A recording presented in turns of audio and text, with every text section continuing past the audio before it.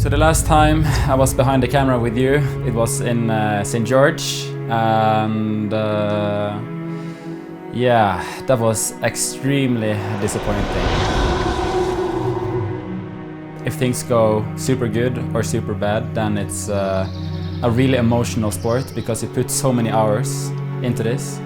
And yeah, I think the day after the interview, I sat down in my bed and cried for a bit because the doctor said I couldn't race, and I agree, I couldn't race, I was sick.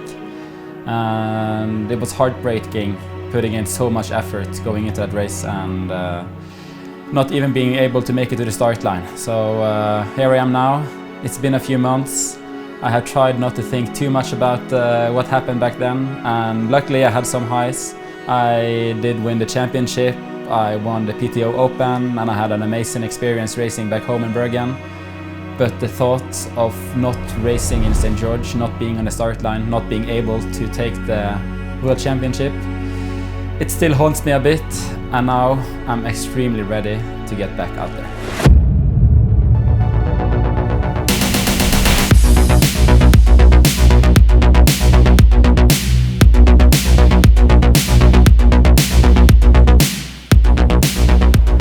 I don't feel I had the comeback yet. I feel like the Canadian Open, even though it was an amazing victory, it wasn't the comeback for me. It wasn't the comeback I'm looking for. It was a huge prize money and the atmosphere was good, but I think the prestige of winning the Ironman World Championship, it triumphs that quite a bit, and that's the comeback I'm looking for. So mentally, I would say I am ready to race Kona, but my mental state is more, I'm a short distance guy. I like the highly dynamic racing. I like going all out the whole way kind of way, but I realized that like my bodily talent is maybe more in the long distance space. So now I try to tune my mental space to my DNA kind of more. So I try to switch my focus on training a bit. So mentally, I'm ready to race, but I need some more time to really adjust to the long distance because even though I've done a lot of like mid-distance, full-distance race, I'm always thinking I am a short course athlete. So now I'm trying to balance my mental game a bit and get ready for the long.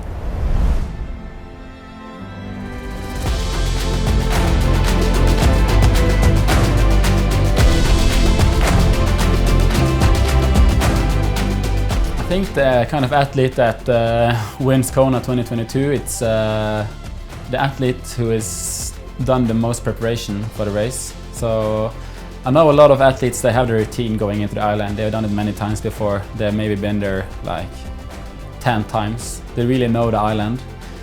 But I don't think it helps to know the island this time. I think you really need to do even more than you did before. It's not enough to come in your 2019 shape or 2018 shape. I think 2022 it's a different ball game, and I think it's you need some crazy speed on both the swim, bike and run, and also the heat prep is going to be important. I know a lot of people do the heat prep, but do it even better than you did before. So yeah, the perfect athlete is sitting right here.